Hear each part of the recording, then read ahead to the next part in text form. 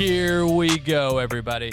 Yet another conversation coming out of Sam Magazine's Cutters Camp this year, 2022, month of May, Timberline Lodge, Mount Hood, Oregon. So stoked to have been there.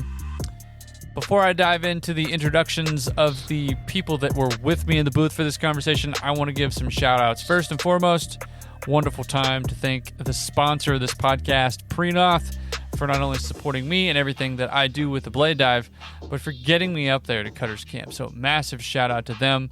Olivia Rowan for the invitation and then the opportunity to just really take over the Blue Ox Bar and create the booth, because it's only ever existed remotely. So massive thank you to Olivia. Sun Valley Ski Resort is the sponsor of episode 45, so thank you so much to Sun Valley.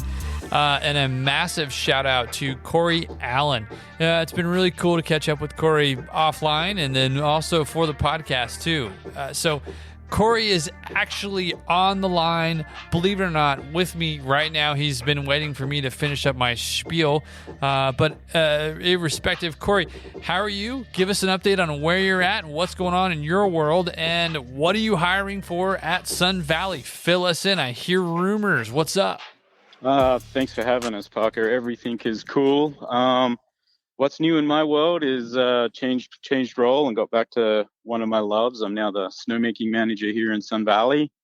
But with that role comes like just the advocacy of all things fun and riding, and snow surfaces, big jumps, terrain-based cool features for everybody. Start at the bottom, work our way up, and grooming. So that's where I'm kind of at, and enjoying summer right now, but fully focused on winter, because it's coming up here before we all know it, and that's what we're all waiting for. Yeah, that is absolutely true. We're definitely waiting for it. The 100-degree temperatures I am not a fan of at the moment, so I'm ready for some snow.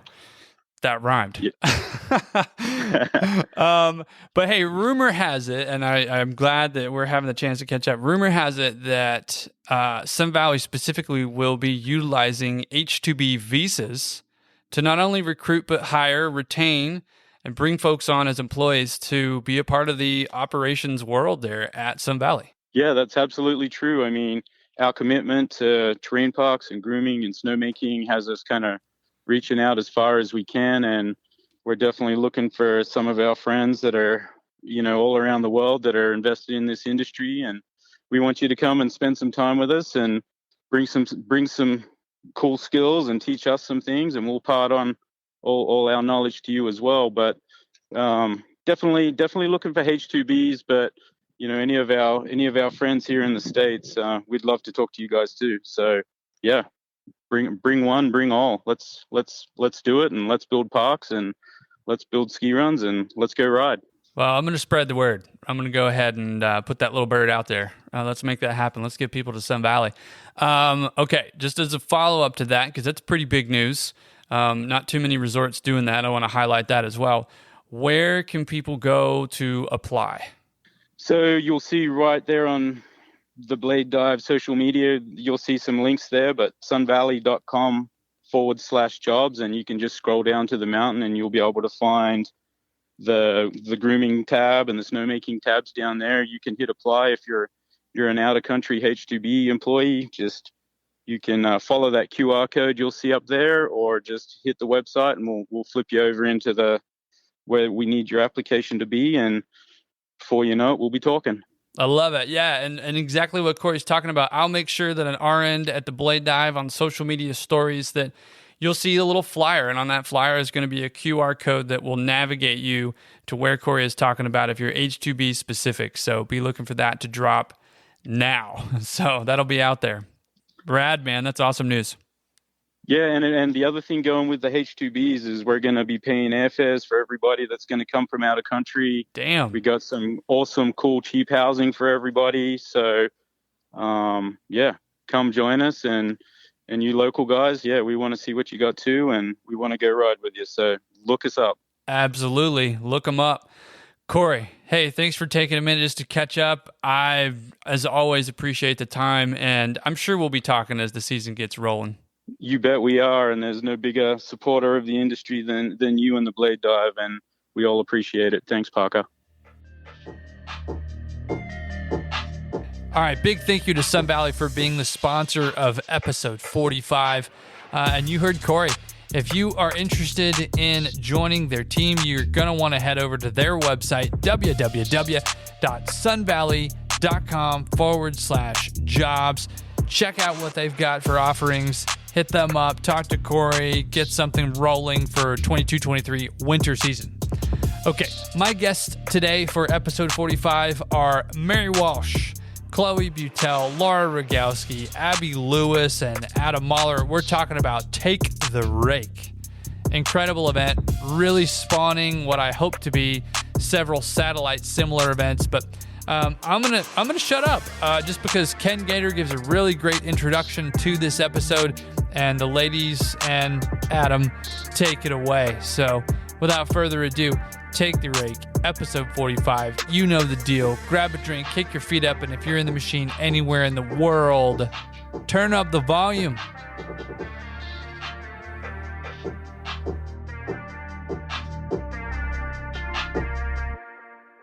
ahead and give it the juice.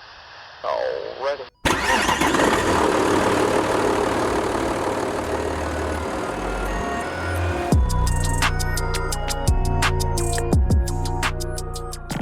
Morning.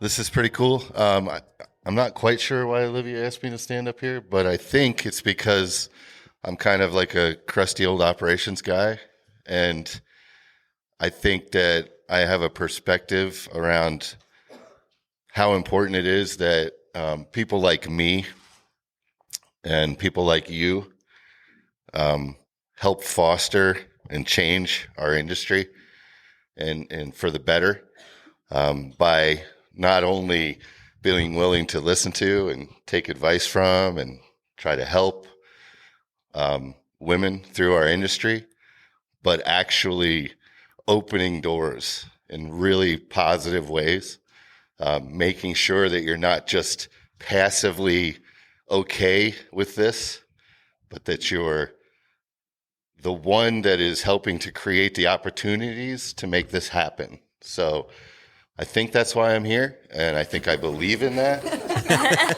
Thank you.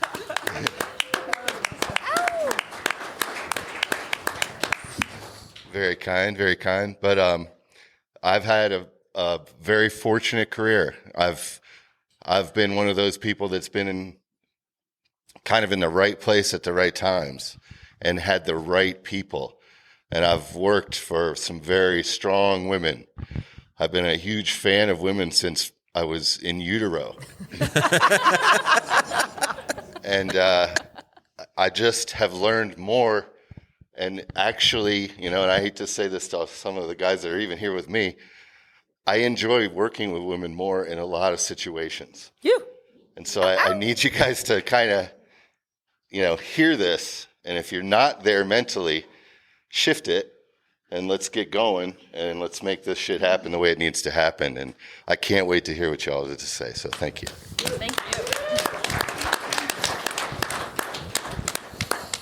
Thanks, Gator. Quickly, I just want to give a shout out to Olivia Rowan for allowing me to be a part of this. This is incredible.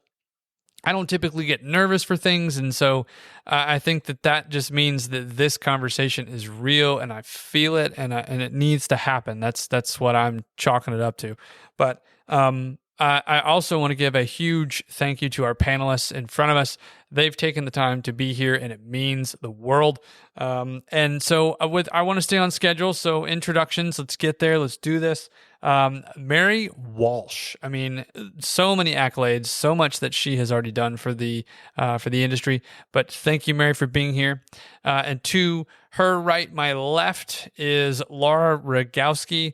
We are all fuckingmental.com. It's tits. There's so many things that she has been specifically a part of.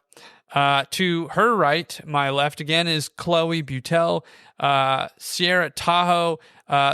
Chloe and I have done an episode on the Blade Dive. Amazing that Chloe is a part of this panel as well. And then we also have Abby Lewis, who is a part of Arena Snowparks. So, Abby, thank you so much for being here. And the gentleman to her right, my left, needs no real introduction. Let's go there. But Adam Mahler, thank you so much, Adam, for being here. And I really want to dive into this whole conversation as I think many topics that hopefully come out of it, as Gator mentioned. But I think really where I'd like to start is the why and the how. So I know all of you could probably speak to it, but let's just, for sake of time, Mary, Laura, whoever wants to start first, just kind of the framework of the idea, but take the rake, the why and the how. So I can lead in quickly for the impetus of the idea, and then I'll pass it over to Laura because she was obviously like very integrally, sorry, the coffee's still kicking in, integrally involved in this. And I'm kind of a lucky bystander to the situation who got to be involved from a media capacity, which I feel like so lucky to have had that been the case. But so actually it started here at Hood last year at It's Tits.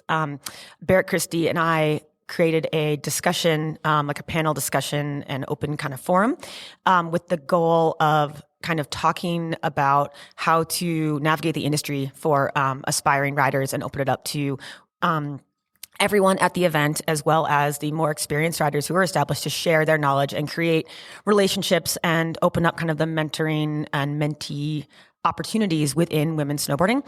And it was during that discussion that Marcia references where Jess Goucher said, what about terrain parks? And so that was called the pitch sessions. We actually did it again last night because we had such a successful thing about it. And I think it just speaks to the elements of bringing together women in different forums and women in the industry, riders, any aspect of snowboarding to come together and just have the opportunity to talk about things that are important to them, kind of breeds these collaborative ideas. And so I think, we're in a time in snowboarding in general where that it's kind of coming to a crescendo that I've ever seen in my career for women to have the opportunity to work together in this way and create and catalyze these new ideas and concepts, events, programs, all this stuff, which is really exciting. Kind of wild. Out of the blue, Marcia DM'd me. She slid in. She's like, what's your number? And then she called me and she's like, I have this idea, but I don't want to take off the ground with it unless you want to run with it as well. And she's like, what if we built a park and we put together a crew of ladies? And I was immediately excited, like, oh, hell yeah. And we just started talking, started brainstorming and just talking about how, like my first year working as a digger out here, I was the only one. And it was honestly like pretty shitty. Just feeling like I had to work twice as hard to be seen, not even as an equal, but to be seen as competent. And like, if I stopped to get a drink of water, everyone's like, oh, she's fucking drinking water again, like put down a rake. And to have an opportunity to show that we're not only like capable, that we can excel in something. And then just talking about like, all right, how are we going to get this going? Like, who do we need to get involved? What kind of sponsors do we want? And that's where it came into like, we don't want to have this be oh, you're good at snowboarding and you can also rake, because that's what's been so many of females see that like, oh, you get into digging because you excel on a snowboard. And trying to explain like, no, I love building shit that I can't hit. Like, that's amazing for me and fun. Like, I'm going to build this wild jump and not be able to hit it, and then create that opportunity for females as well who are like, oh, I might not be good enough because I can't ride at this level, but I love building. And we're like, let's get all those ladies together and then build a fucking rad park. And that's kind of where it started. And then talking and being like, yeah, we want to have sponsors like Techno Alpine and Arena and, industry sponsors, because we don't want this to be about our ability on our snowboards. We want it to be about our ability to like build and maintain a park. And I think that was really special and really different. Like, I've never seen another snowboard event that was based off of what goes on before the park opens. Yeah, so like pre-planning, executing, and then seeing it come to fruition. Like the reality of, hey, we're building this for other people, but at the same time, I'm stoked about how I'm contributing, especially since it's all the gals. Yeah. Adam, just, you're the only dude up there. Yeah. Just saying. I kind of like that. I'm intimidated, to be honest. Yeah.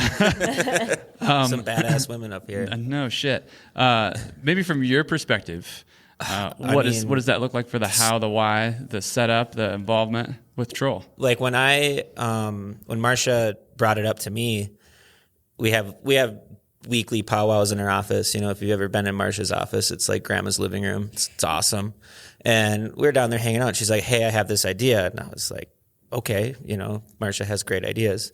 And this was like, I didn't even know what to say. Like, I was like, this is amazing. How did you think of this? And then learning from all of that, like how it all came to. And I was just like, how can I help? How can like my staff help? You know, we're all men, Marsha. And I mean, it's apparent even at Trollhaugen, like we have literally 3 women that are in some sort of operation role, 4, you know, and there's 15 guys, you know, like ratio is not very high. And, yeah, it was one of the coolest things I'd ever heard of. And then hearing about all these sponsors backing it and like making it like an operations thing, not a snowboard thing or a ski thing, made it even better, you know, get them in to any sort of facet of the ski industry, you know, whether it's shop, grooming, park, snowmaking, running office inside, stuff like that. Like, yeah, let's figure this out. And I don't even know what to say. It was just amazing. It sounds like you took like a step back and you kind of said, hey, look, I'm happy to help. I don't want this to succeed, but just like your idea was, you know, Laura, Mary, it was, hey, I want to support it. Yeah. I want to be the star. Like, I didn't want to step in and be like, you should do it this way or anything like that. I was like, no, like whatever you need from us, we're here. And that's probably the best way to go about it, I think. Yeah. Go ahead, Mary. I think to back up what Mahler is saying, I think that this is like a very textbook example of, we talk about in all aspects of the industry, putting women in positions of power and leadership roles to enable things like this and catalyze things like this happening. It was only Marsha's going into her second year at Trollhaugen, you know, so she is relatively new at the resort and is at an all women's event, talking to other women. Obviously, women's side of, you know, snowboarding, skiing, resort life is important to her personally. And so it's like I said, a textbook example of having women involved in leadership roles. But then also the other side of the coin is, as females in all aspects of the snow industry, we very much need men in that support role, because we are definitely still in a position where sometimes, even if we're at the table in the room, there's people that aren't listening.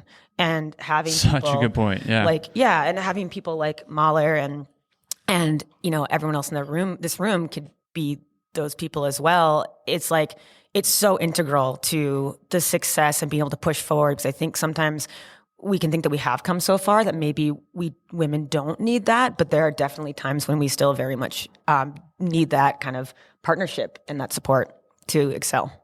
Yeah, being a dad myself to a 7-year-old little girl who's become very independent rapidly, she tells me to get out of her way all the time. So it's nice to be able to support her, but she's already telling me like, hey, I just need you for just a little bit, and then after that, like, stop being the helicopter dad, okay? Like, let me do my thing. That's a balance. Yeah, it's so tough. But I think wanting to be there and wanting to contribute, like to your point, is so valuable for fostering the relationships of people, especially women that want to be involved in operations.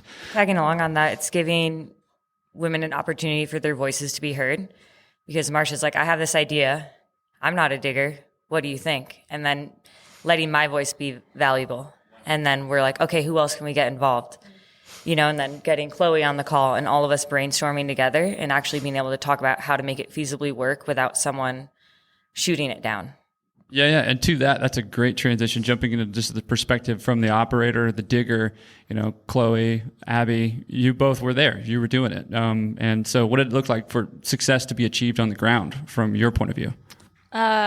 It's kind of a conglomeration of everyone. I mean, it takes an army to build a village, or whatever the saying is. A village to build a child, or whatever the saying is. It's everyone. It's like what Mahler was saying, getting men to be allies and to help get the idea forward.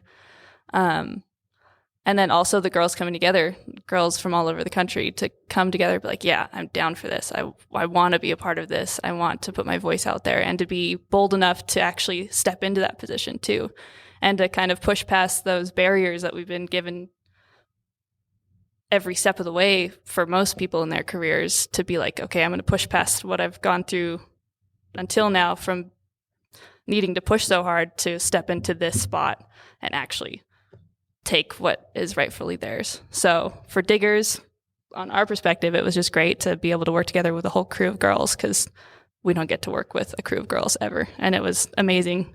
It was incredible just working with all those girls. It was kind of brings tears to our eyes whenever we think about it, because it's like, man, that went so well. And I'm sure it would go well every time we do it. So when you bring girls together, they're able to uplift each other and push each other to do more things. Like we've had dig clinics. We've got 14 girls out at It's Tits building or raking right now. I mean, that hasn't happened. 14 girls in one crew? Never. So that's so great. sick. So sick. Yeah. When I heard about this event, I heard about it from Jess and a couple other girls that were part of this pitch session, and they brought it to me because I'm one of the CAT operators that they know. And I was instantly like, yes, let's go. Like, how can we make this happen? Because that's kind of a dream of mine, to be able to create that representation for women in this industry, because I don't get that. I don't get to see women in cats. I've never seen that before until I got into a cat, and I was able to see and meet other women like Harmony or like the other women that are getting into cats. And so I jumped on it, and the biggest hurdle was, how can we make this happen, and how can we make it happen right? And that was the biggest thing. Like, we wanted to create this event that highlighted the industry and highlighted the background of it, not just the what you see on edits and like the riding edits of your park, which are super sick and valuable, but the behind the scenes aspect that we're all a part of and that we're all passionate about. So highlighting that in the right way, where we brought women from all over the country to work together and actually be able to pay them. And that was the biggest thing. Like, we want to pay them for their time. And that's what we're trying to kind of set an example for in this industry, is not only do we respect these people and we want them to be a part of something great, but we want to pay them, what they're worth. And that was a big hurdle for organizing this event, was getting sponsors. And, I've actually heard from multiple people that have supported these similar things. Like, this is maybe the most progressive thing that they've ever supported. And this is 2022. This should not be progressive. 23. 22. You're good. You got it. But like, it shouldn't be progressive. It shouldn't be like that. Last year I was told I was the first woman in history to work for Timberline Freestyle Park operations in a cat. And I was like, are you serious? It's 2021 and there are still firsts for women in this industry. So trying to nail down sponsors was kind of difficult. Like what they said, like, we need allies, and that's what we had. That's what we found in a lot of the sponsors we got, especially, Colin Hales from Piston Bully. I reached out to him. We had a session and he was just like full down, like, what can I do for you? How can we make this happen? Effective Edge, Arena Snow Parks, PJ with Techno Alpine, and Adam, like, our allies. It was just like, that's the hurdle that we had to pass as women in a progressive event. Yeah, no, hell of a point. And just logistically speaking, from the resort support standpoint, you touched on it earlier. I know it's kind of been hovered on, but taking all that and piecing it together in one package, right? So sponsorships, organization, who's coming, how can we pay people? So from a resort point of view, you've got all kinds of events out there that have other people come in and maybe use your gear, or maybe the sponsor brings gear, however that works. But from your point of view, supporting that, what was that like? Oh, I mean, it was amazing to watch, and just start out, like, just being there, like Booty and I, my assistant mount manager, we just sat back and watched and like just supported. Like, if you need to have questions, like, hey, there's not a lot of snow there, because we made the snow, and just gave them the tools and the information, like what they needed to know. And then I don't think there was ever a time where we were like, hey, no, you probably shouldn't put that there. It was just sharing the knowledge that we have gained working there forever and passing it on and letting them take the ball and run with it. And just event-wise, like, what was really cool and I thought was awesome about it was just that the fact that every one of them got paid. And that's such a big thing in the industry right now, is like talking about pay and like getting paid and like pay equality and getting the sponsors. Like, it wasn't just like, Piston Bully or Techno or Liquid Death or whoever else. It was like Arena gave rakes to every one of them, which is huge. That's a lot of money for a small company. And then Techno Alpin, they gave us 3 new guns to put in the park. Damn. And then, they gave us a real good deal on them. Let's put it that way. There you go. And then Piston Bully, they had a cat there, brand new 600 without the park blade. That's an inside joke. I can explain that one later. But That's okay. they had the cat and some cash, and all the women got a check. Techno Alpin covered their lodging for the week. It was amazing to see all of that come together to make this happen. And Trollhaugen was just fortunate enough to have it there, to be honest. Like, it was really, really cool to see. That's a lot of red tape to cut through too, you know? Yeah. So to like unpack that and have everybody hear that type of the conversation, that piece of the conversation is important. Yeah, go ahead, Mary. So the way that Marsha had it structured was she, even like that video was made by Mia Lamson, female videographer. I was the assigned photographer. So she like filled all the roles with women. And so for me, watching this, and for Mia, watching this unfold, and for Marsha as well, I think was really exciting, because we're sitting there going, okay, there's 11 women here. It's not distinguished what the leadership hierarchy is going to be. And I think they're watching these women, and Harmony sitting right here, really stepped up and took a lead along with Jess, and watching that unfold, because you're sitting here going, okay, 11, like we've all worked in group settings when there is a hierarchy and the dynamic can be stressful as hell, you know, and chaotic. Yeah, and because all of us, you know, are used to kind of working in chaotic environments and snowboarding and skiing anyway. And then you throw in only 2 people on that crew had ever dug or built anything at Trollhaugen.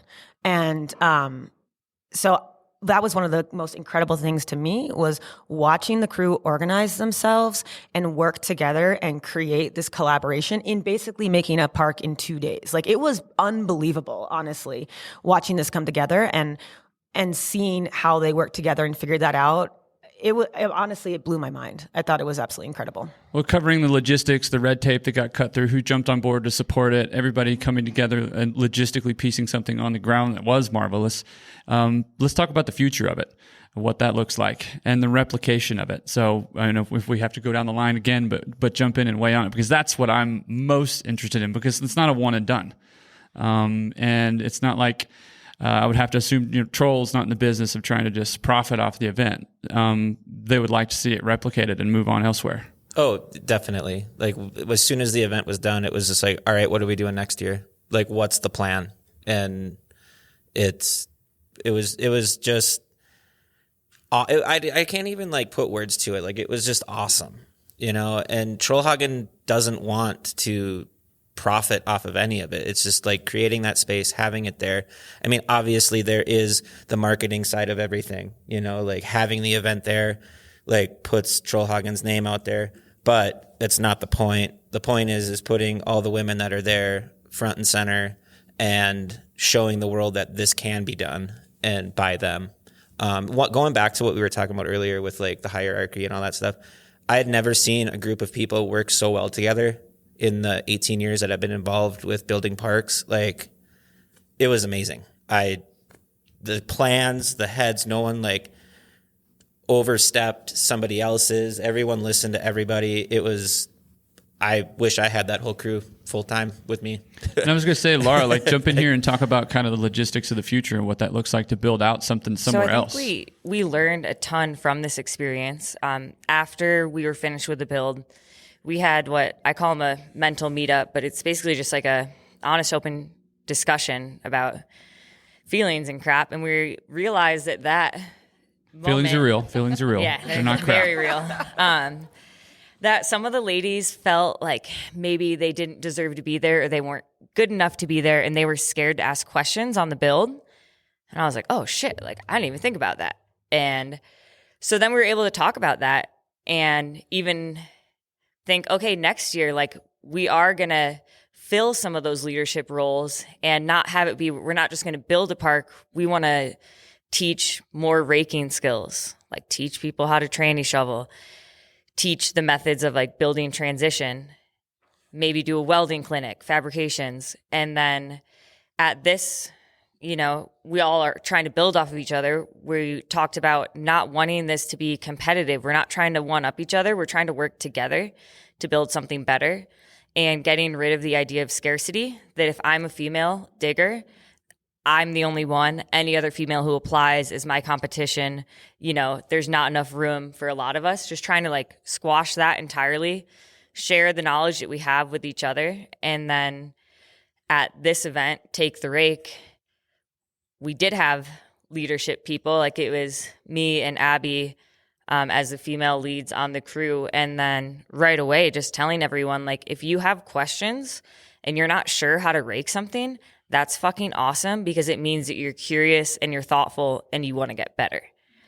And letting that sort of be heard. Like, we all work all over the country. So like talking about different qualities of snow, different parks, different transitions. And then my big thing in terms of like talking with Marcia about how do we let this continue, and other resorts being like, hey, we want to do Take the Rake. Well, Marcia did all the heavy lifting. Huge shout out to Marcia, because this wouldn't have happened without hours and hours of her staring at a screen trying to get all these sponsors together. And we want other resorts to do their own spin, their own thing. We're like, Take the Rake will stay at Troll as a name, but like, I ride for Dark Side Snowboards. I talked with their female lead of their like girl team there. And I was like, she's like, what you did is so awesome. And I was like, let's try to do something there. You know, like, okay, we don't have the money to pay people. We didn't do a clinic at Take the Rake. We did a build. Let's do a Learn to Dig clinic. Like, okay, I'll make the flyer. I love artwork. Let's get a couple sponsors involved. Liquid Death jumped in. They're fucking awesome. You know, and like, that's what's really attainable is at your resort. Maybe you don't have the budget or the marketing scheme to do a full build or a full 3-day event, but like, get a couple ladies, give us a mailbox or a rail and just an opportunity, and we will do something with it. Go ahead, Mary. Yeah, I think that since then, watching what Laura has done with creating these opportunities for just kind of like entry level, for lack of a better word, places for women to kind of learn, as well as like there's other groups like Rude Girls is really interested in doing that up in Banff and things like that. From an outsider's perspective, looking at terrain parks, I think there is a real need and a real appetite for kind of entry level Park 101 for women. I mean, I think up here at It's Tits, there are multiple women in addition to these guys that were on the crew. There's one woman in particular named Natani, who she had just started at the Jackson Hole Park last year. And as a kind of sidebar, another conversation that's really big in the women's side of snowboarding right now is, and I think, you know, we can thank social media for a good part of this, unfortunately, but there's a lot of talk about imposter syndrome and feeling like you belong and dealing with those feelings. It's becoming very open as the feelings and crap, as Laura mentioned. That's really important. And I think that feeling for women looking at being involved in any capacity, specifically in terrain parks, it can be so, so intimidating. And at many resorts, I'm sure it's competitive to get on the terrain park to begin with, just in terms of spots, probably. So opportunities for women to just kind of get their hands dirty and learn some of the basics. I think there's a real hunger for that in our industry right now. And like Laura said, it could be, you just have a mailbox and they can work on that. It's a, you know, afternoon thing or something, but anything that we can do to just provide the catalyst for women to learn more about it and see if it's something that they want to get into. I think that's amazing. Just break down the barriers. It's hard to be what you can't see. Yes. That's something that I talk about with my little girl all the time too. And so having her listen to conversations that I've had with some of you on the panel up there, and Harmony sitting right there to my left, is inspirational, because she's going, Dad, there's actually a gal that drives a snowcat. How cool is that? There's actually a gal that designs terrain parks. How cool is that? That's the thing with the event. Like, what we want it to become in the future is just like more opportunity for representation. Like, if I can see that someone's doing it and they're a female, maybe I could do it too. That's kind of the idea, is like, we're creating a space where they can learn as well as see other women being prolific in the industry too. And that's really important. Like, we are a panel of 4 women. There's 2 women there, and I don't even know how many men are in this room. imagine if you were standing up here and there was a room full of women. Yeah. That's kind of, it's a little bit off, like it's off, and it's kind of frightening sometimes to be the only woman in the room. So when you're in a clinic or in an event when there's a bunch of other women, or it's 50-50 and there's diversity, then it makes everyone more comfortable and more able to be a part of it too. I want to jump in here. Go. For the future of all these events, like when these girls brought the idea to me, when we were talking about it on Zoom, we had everyone talking. I started realizing we were asking ourselves, people that are already in the industry and are already pretty deep into the park industry, what would we do to get into this industry? And I was like, what are we doing? We need to be asking girls that aren't in this industry, like girls I've ridden with that are like, oh, I'd love to do parks, but they haven't done it. We need to ask them. And then that goes on to like you guys, you need to be asking the girls in your parks, in your industries. How do we sell it to you? How do we fix our area so that you feel more welcome, so that you don't feel like you need to push really hard and be shrill and to stomp your feet in order to get your voice in there? So that's up to you guys you need to be making those spaces welcome. And you need to be asking the girls around you, how can we make this better for you? What can we do for you? What can we do to make these events happen? And how can we help you? Just like Mahler, those guys did it. So that's on you guys. We can't do this by ourselves, like we said before. So the future is also on you guys, and to make those questions and those open-ended discussions to happen. Yeah, totally different, like whole conversation probably too. But I'm getting some intel from Weasel saying that you designed all the parks currently, or the 3 parks on norms. Is that correct? Yeah. Well, it's a collaboration. Yeah, but still. Something that's huge to see. I mean, I can't remember how many months ago this was, but many months ago that was, yesterday on Hill, I think Crush sold like 6 rakes to females who are not involved in parks at their home resort, who saw our crew out there digging and was like, hell yeah, I want to get on that. I had a couple ladies come up to me and be like, hey, I just bought a rake. Will you show me how to use it? And I think that's where it's starting to happen, is just like representation and opportunities. Yeah. So, this is awesome. I'm having a blast. I hope everybody else is too. But just the industry-wide effects, right? Because we're talking about how the tentacles kind of spread out, fan out, and really kind of catch fire, so to speak, so that this can spread. What does that look like? And it doesn't have to be like a one-size-fits-all answer. It might be different across the board for all of you. I've been thinking about this all winter, because basically I've been trying to tack on a ladies' dig event to every snowboy event I go to. So like talking about it, Bogus, doing one in Vermont. I was trying to do one at Rude Girls, and then I got exhausted from Bowley and it fell through. But if you're on a resort in a Mahler position, and you know that you have an Abby working there or a Chloe being like, hey, what can I do to help? You don't need a huge budget. All you need is your marketing department to post on their Instagram, hey, we're going to do a ladies clinic or a ladies dig day, or hey, we're looking for more park crew members. Females apply. So lift maintenance, snowmaking, grooming, all these departments, we need to create a better way to show what a career, the excitement around this. And we do this program with I Am a Snowmaker, where we it's just taken off. And this one video to me, just if I were a female, I'd be like, that is the coolest looking job, and I would want to do that. And I would love to do the same thing for grooming, and and to be able to show that if you can see it, I can be a kind of concept, and not glamorize, but there's the visual aspect that we could show that takes people through what it would look like to be part of these teams. So I think that's pretty awesome if you can show, someone who's interested in snowmaking. That kind of shows the camaraderie. It's a hard job, but it shows the side of the job that might appeal to a broader audience. So we're going to take some questions, and I did just want to give a shout out. Cutters Camp, going way back in the first handful of years, we had a girl, Isabel Falardu. I don't know who remembers her, but she kind of paved a little bit of the path back then, and wanted to give her a shout out. But it also kind of made me think, Isabel was a super strong personality. She didn't take no prisoners kind of approach. But there's other female and males who that is just not their style. And I heard Harmony talking on the panel yesterday saying she had to work twice as hard, I think, because she's a little bit more quiet and reserved. And whether you're female or male, I think, acknowledging that there's that type of personality that we need to make room for when we're trying to build our teams. So, Parker?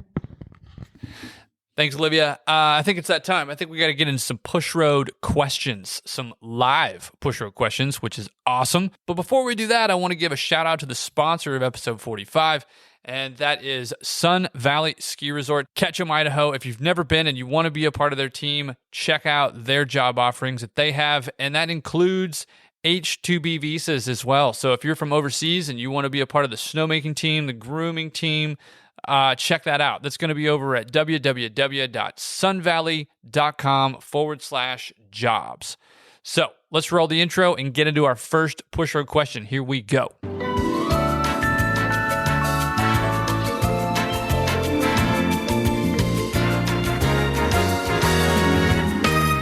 push road question of the day. Hey there. So I actually came up under a female manager. Most of what I learned in stepping into my role, I learned from a woman named Nicole. She came from Aspen. She was awesome, and unfortunately she had to leave this season, so that's been a real hole for me. From a male perspective, any advice you guys could give on how I can be more approachable and encouraging females to get into the digging side of things and into the cats and joining in the industry as rookies? How can I, as a male, be a better ally to that side of things? Great question.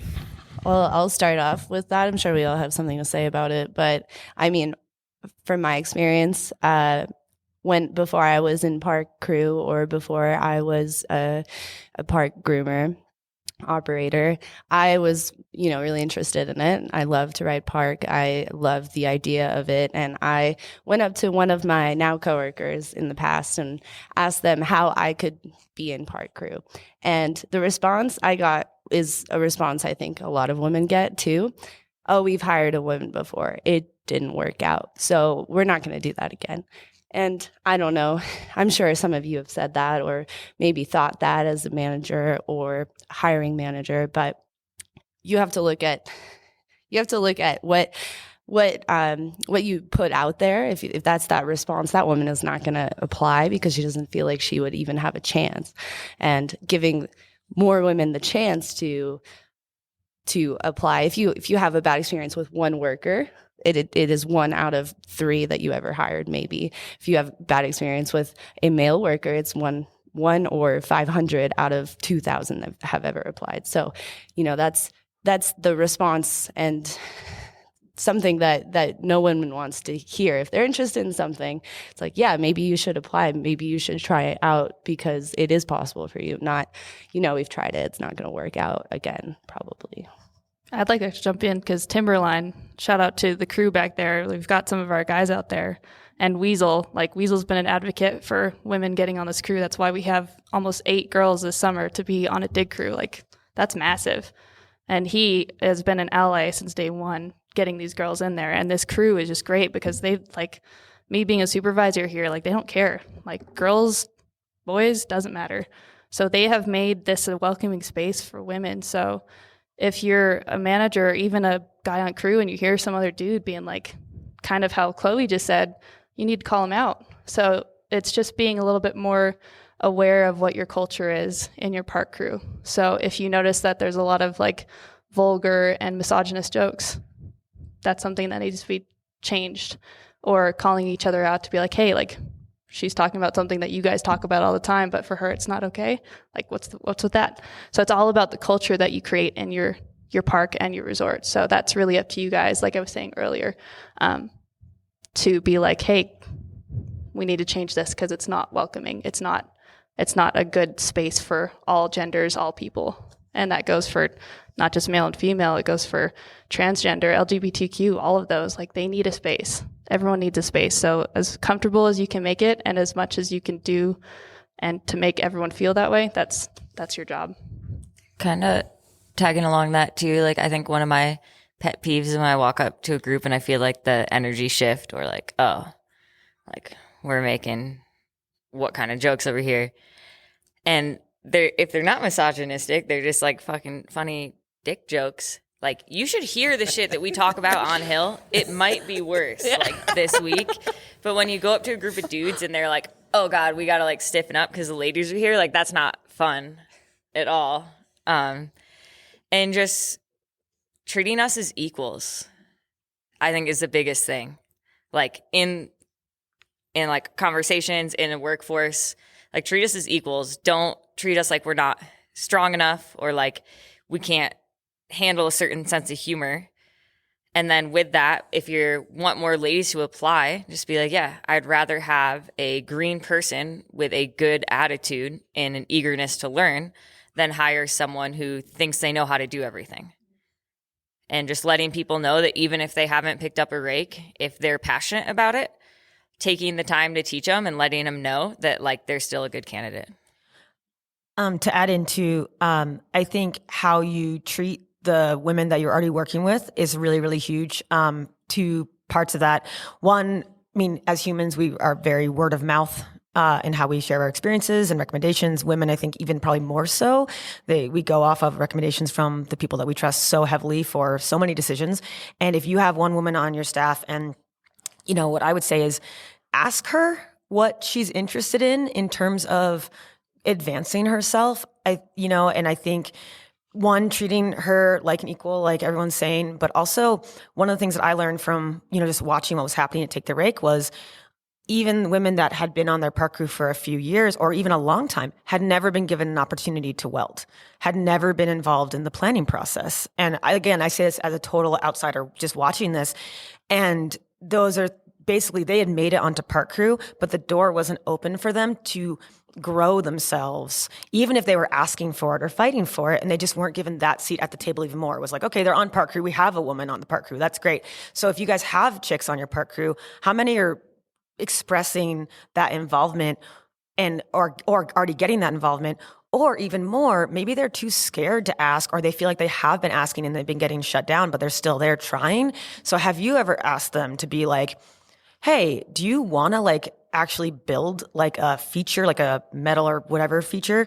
Or do you want to sit in, even if like you're really, really green and it's not time for you to like create the build plan, but do you want to just sit in and learn and watch what's happening so that you can learn?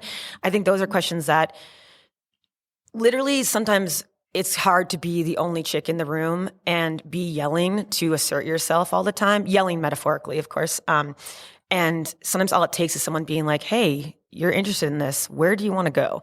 And if you give a woman an opportunity in that way, they're going to, like, if you have a chick on your park crew, she probably most likely is involved in the park scene in some capacity at your resort. She probably knows other women who really enjoy the park, and she's going to spread that out and be a conduit for more women applying for the park if she's like, I'm having a great experience. So this is kind of like two things wrapped into one. But I think that's a really big deal, is how you treat the women you have on staff. They will help you get more women on staff because they are connected to them already. So you can do social media posts, all that stuff, but utilize the women in your network because they know the other women for sure.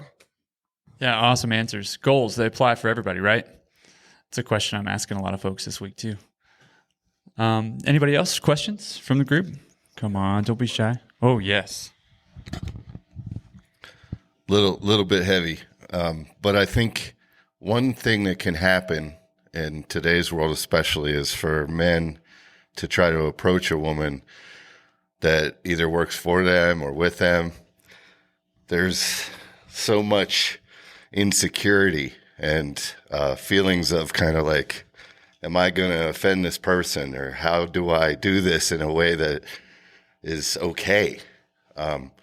I guess my question would be, how can you, as women, make that a little easier and take away some of that, those barriers to conversation? I was talking to Angela and Chris just a little while ago, and, it has to be a conversation to get things going, but it just feels like sometimes you're a little hamstrung. And I know, you guys have way more struggle. I get that, but this is a part of the struggle on the male side. And I'm just curious, have you any thoughts on how you can make it a little easier for us to help you? I don't know how else to put it, really.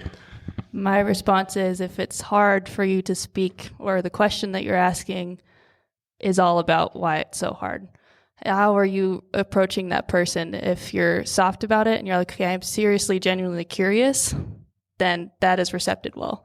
If it's a condescending tone, or it's more like, well, you're a girl, why? Or I don't know what the question would be. It is all in your tone and all in the wordage. So we're already quite pokey-backed, like a porcupine, because of how much we've had to go jump over. I think it takes a bit of compassion on a male side to realize we are already on our haunches trying to not get offended. Your wordage, verbiage, and tone is always very important. So approaching it, trying to think of it in our perspective. Not every girl is just going to jump on you just because you've asked a question. That's not a thing. So just kind of approaching more in a curious way rather than already having your answer thought out that we're going to say. That's a huge part of approaching a conversation, because that energy actually gets put out when we're getting asked questions. So that's a huge part. I think some of that too is like self-fulfilling prophecies. If you go up to someone with an idea of how they're going to respond, your like subtle body cues and your body language will be putting people off. And I think in our society, we do a bad job of naming our feelings and emotions. So if you're like straight up like, hey, I'm uncomfortable right now. I don't know how to approach this. I'm feeling a little bit insecure. I don't want to offend you because I value you as an employee and as a person, and then ask the question. Yes. I would like to say, and I think this is a great, great question. And with all due respect, if you are feeling uncomfortable in that way, that is how every single woman in the snow industry feels on an almost daily basis, interacting with men. And we all love interacting with men, but there have been, and maybe not a daily basis, but pretty often, I know in my side of the industry, men that I've worked with for 15 years, there's some that I still have interactions with where I'm like, oh my God, I can't, like, why won't they just listen to what I'm saying? You know, and they're a good friend of mine still. So I think that like recognizing that feeling is okay, because we have all been there and had to fight against it all the time. It's a very, very normal feeling on our side. I mean, I know it's not the offending thing, but just that feeling of discomfort and being interpreted the wrong way and being called a bitch or like someone that doesn't know what they're talking about or anything like that. Yeah, being too aggressive, too straightforward, excuse my language, but like we're facing that stuff from the women's side constantly, and it kind of never ends. And I mean that with positivity, because I'm so stoked to be a part of this industry, but so if feeling that, I think you don't ever want to feel that way, but in a way it's a good thing, because you're putting yourself in that position to be sensitive to the females around you. And I think that's really admirable, and wanting to navigate that. So I hope that makes sense what I'm saying. But like, I think just being like, I feel this way, how do I navigate it, is like a huge step forward in our industry, just to be talking about this and be in that position. And that said, I would fully back what Laura is saying on the women's side right now. It's becoming more and more open all the time. And I think if you just go into it and say, in a very humble way, like, you know, I want to do this the right way, and I'm a little bit nervous to talk about this with you, or whatever it is. And as long as it's not in a condescending tone, the individual is going to be like, I really appreciate that. And honestly, if you say something and you approach it in the right way and they get cancel culture-y about it, it's less about a female-male thing and more about an interpersonal thing. And maybe that's just not a good employee fit at that point, because jumping to that, of course, in our culture, which is, I'm sure, very frightening, especially as a man right now, is just kind of a negative thing that we're trying to avoid anyway. So, yeah, well, Mary, maybe run with me for a second on this one too. Just our industry is definitely filled with a lot of individuals that thrive on knowing the intel, right? And that's just not the snowboard industry; that's worldwide. With having success in a career, you know, the more knowledge you have, the more knowledge you can pass on. But you brought something up there that was the key word was listening, right? Because if you're going to ask the right question, you're going to have to listen first. Instead of just speaking to respond, you're actually listening to respond correctly. You cut through kind of that cryptic language, the bullshit jargon, and you can actually respond intelligently. So you become more approachable as a person. But I think listening was the key word that I took away from all of that, because if I'm listening to the four of you up there right now, you're already more approachable than you were before when I introduced myself this morning. But if you're actually clear as kind, right? Your intention is there and you're trying to make the right decision. But if you're listening to what the needs are of the individual, that's the utmost important thing. So totally. Just opening up a conversation with that. And I know that I imagine that can be difficult if there's like a, manager to, like staff situation as well, if it's not an equal in terms of your level. But I think just opening up that conversation the way that we're describing and you asked about puts us on a level playing field. And I think any female staff or employee or collaborator worth their salt will immediately hear that and be like, okay, this person is wanting to collaborate with me in a real way. This is cool. And active listening, just like making eye contact, remembering things about someone. Like, oh, how's your dog doing? Like letting them know that you value them as a person, and then just being open and honest. Like, I'm doing my best to explain this. Like, are you understanding it? I will say also, and I mean this with the best possible way, our threshold for what we as chicks is pretty low. Like if someone's like, I'm just listening to you, I'm like, oh my God, they're listening. This is amazing. Like we're not asking for even the red carpet. We just want someone to be like, hey, glad you're here. What do you think of this? Or like, oh, do you want to learn how to weld? Like our threshold for like excitement is very low still. Like we're not like, and I mean that in a good way, but it's like, we're not trying to like, you give us a little bit and we'll be really, really happy. And then we can collaborate to grow together. I think really it's like, if you think of it as it's you two or like all of us kind of against a problem rather than us against each other, then that's a really good point of view to look at it from. It's not like you're like butting heads. You're just like, okay, there's this problem. There's this thing between male, female in the workplace. How can we get through this together rather than it being like we're working against each other to make it happen. It's like a relationship. Like you need to work together to fix that problem. This came up again that because of COVID, we kind of shifted some attitude towards more acceptance around flexibility and being a parent and having the career. So I would just say, at Sam Magazine, we have mostly women working for us. All of them have small children. Any given day of the week, someone's got a kid problem. It is now the acceptable norm that is okay, that it doesn't make them less effective, less of a team player.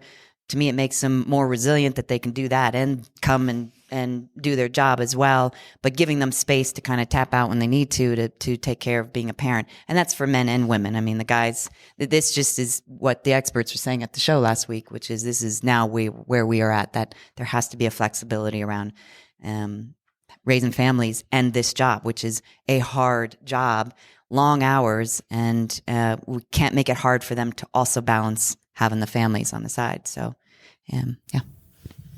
I think going back to Gator's question, just asking yourself that question as a man, being like, how can I approach this person or woman to like ask them a question? Like when I did that little weld seminar, like I was the whole time like, how can I teach them without coming off as like mansplaining?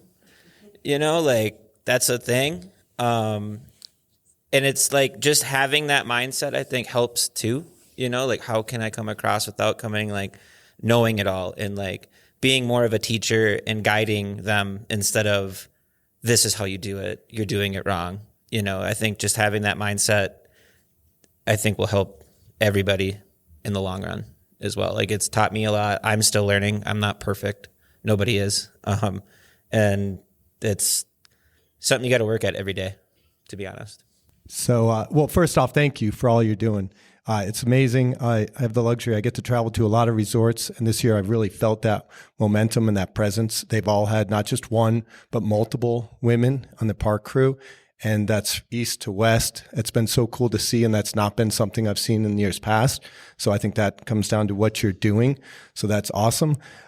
Just pretending for a second that we've reduced the barrier to entry, and we'll pretend for a second, all of these issues, and everyone becomes comfortable and found our own niche and we're moving forward.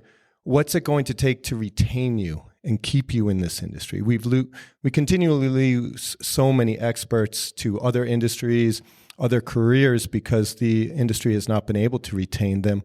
For this particular group, what's going to keep you going in the future so we do not lose this momentum? I think that if we're talking hypothetically that we are fully equals, men, women, and all colors of the rainbow, how do we keep us in the industry is, how we all like to be in the industry progression. How do we progress into more of a role? How can we, fight and work hard to kind of move up the ladder and have something to look forward to and, gain new skills? We want to be, harbored and given opportunities to have acquired new skills, as well as just getting paid enough to to survive in this industry and not have to leave it, because a lot of us, are sacrificing a lot to be in this industry, and it shouldn't be that way. And in a lot of departments, in a lot of mountains, all across the board, talking about our wages, especially as women, is really important, because some of us have found that at times we can be getting paid less than other people around us. And that's a hurdle as well. So the wage issue is definitely something that we are going to hear a lot of this week about how to keep us in the industry, but also, keeping us giving us skills and letting us progress, just like we like to progress in the sport. We like to progress in our careers, I think. I think how you retain your employees now, how do you retain male employees? It's the same as females. Good wage, give them opportunities, and you respect them and value them as a person and an employee. It's the same thing across the board. If we're talking about equality, girls are the same. We need the same opportunities, need the same pay, need all of that. So, plus what Olivia said, I think this is a huge thing is in snowboarding across the board. We see women having to essentially retire from snowboarding as soon as they have a family. Mm-hmm. And if we can do things, whatever we have in our power, to not make it a choice that women have to choose childbearing or their professional life.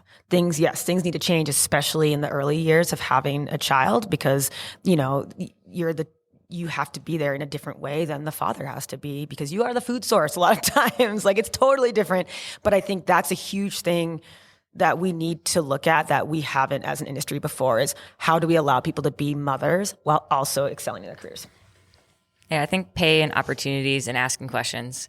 If you don't ask your employees questions, at some point it gets stagnant. If you ask them, hey, do you have any ideas? Is there anything we could be doing better? Is there anything you want to implement?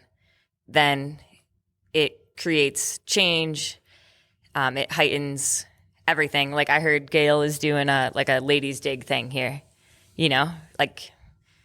asking questions and then giving a little bit of trust. What if Mahler had heard Marsha's idea and was like, yeah, I don't know, it sounds like a lot. No. Yeah, that's a really good point. Yeah. And how do we create more Mahlers and Gators and Corey McDonald's and Corey McDonald's and people like Brian Norton or Jay Scambio, all these people that start in the park and grow their roles into much bigger mountain managerial and ops roles? I mean, that's amazing. Yeah, I was going to land on the listening thing because I know we're running short on time. But I guess to wrap things up, Olivia, I really just want to, again, encourage everybody this week to approach everybody that's up here up front and continue to ask questions so that we can work on listening and supporting the growth of not only Take the Rake, but women in the industry and contributing in massive ways within operations and outside of operations. So to each and every one of you, thank you. And I'm just going to stand up and give you a big round of applause. So thank you.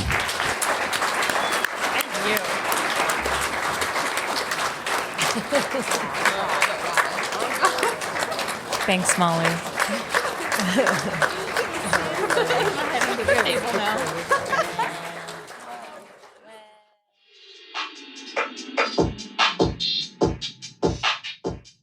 Okay, and I just want to thank the panelists for today's episode, Abby, Mary, Laura, Chloe, and Adam. Thank you all so much for being a part of episode 45. Thank you to Olivia Rowan for allowing me to be a part of this. This was special. So thank you. Thank you to you all. All right, big thank you to Sun Valley for being the sponsor of episode 45. And you heard Corey. If you are interested in joining their team, you're going to want to head over to their website, www.sunvalley.com/jobs. Check out what they've got for offerings. Hit them up, talk to Corey, get something rolling for 22-23 winter season. Oh, and don't be a dick. Please fill your machine up with diesel and DEF at the end of your shift.